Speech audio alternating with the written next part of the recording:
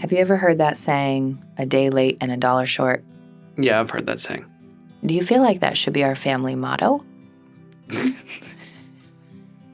Probably. Especially this time of year.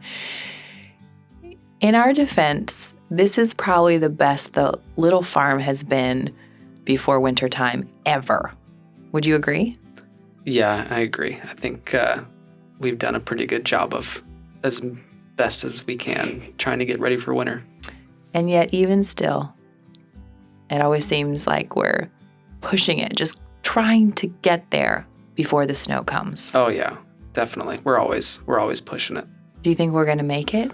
Probably not, because it's supposed to snow tomorrow, and there's still a few things that need to get done. There's always something else to get done on the farm, but I think at the end of the day, you have to give it your best and then go have a cup of coffee. Yeah, that's true.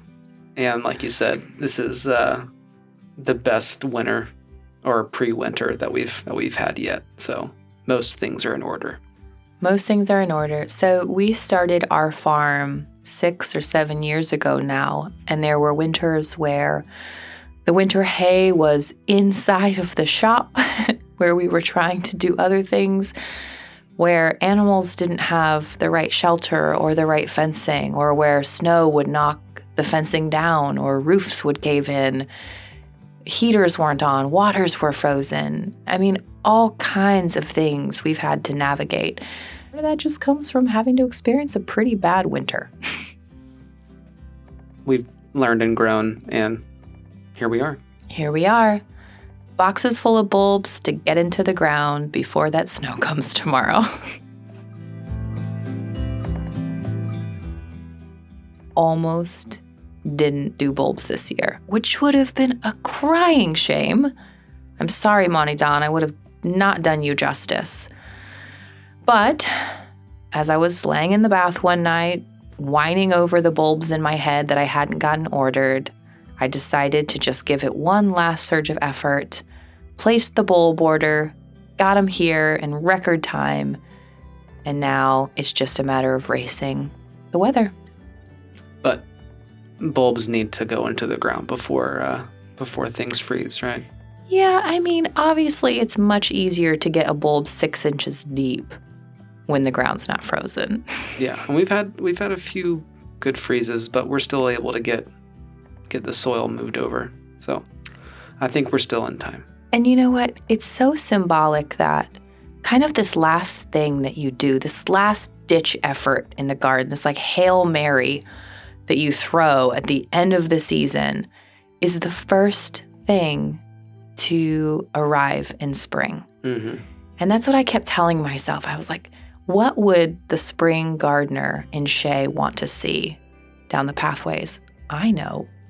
She would want to see grape hyacinth mixed with beautiful cream-colored crocus. Well, how do you decide where to tuck these little bulbs? I have no idea. And you know what? Come spring, I'm not exactly sure where things are going to come up or what they're going to be. You just kind of mixed them around I had an idea in my mind, but sometimes I forget. I forget where I planted things, but here's the cool thing. So certain bulbs look beautiful together, grape hyacinth and certain crocuses, for example. So I knew that those were going to go along the pathways where the rocks are because they kind of just sprawl. They're small. They just kind of do their thing, right? So those are lining the pathways, just mixed them together, planted them a few inches down, and they'll be right as rain. But something like narcissus or daffodil, you kind of can't go wrong mixing them all together. So I know that these beds already have daffodils in them, but I just added more, I guess. So we're going to have like a early spring fireworks bulb show. It's quite possible. Yeah. Pretty particular about the varieties I order because I know what colors I really like. I always go for softer pastel sorts of shades. But we had some farmer friends who were moving who had bags of daffodil and tulip bulbs, and I couldn't not plant them when they gave them to me. And I have no idea what they were. Well, we'll find out. It's like a box of chocolates. It'll be like Christmas in spring.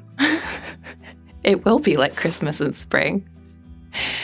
So, in theory, the daffodil varieties that I got should give us daffodils all through spring because they all bloom at different times.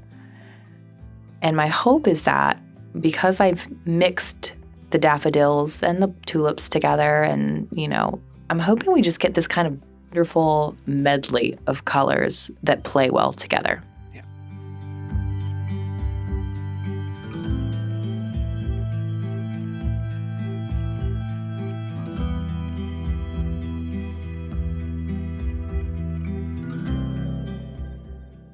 Planting the bulbs is an interesting task because, they're not much to look at, really, when you stick them in the soil just before the long dead of winter comes.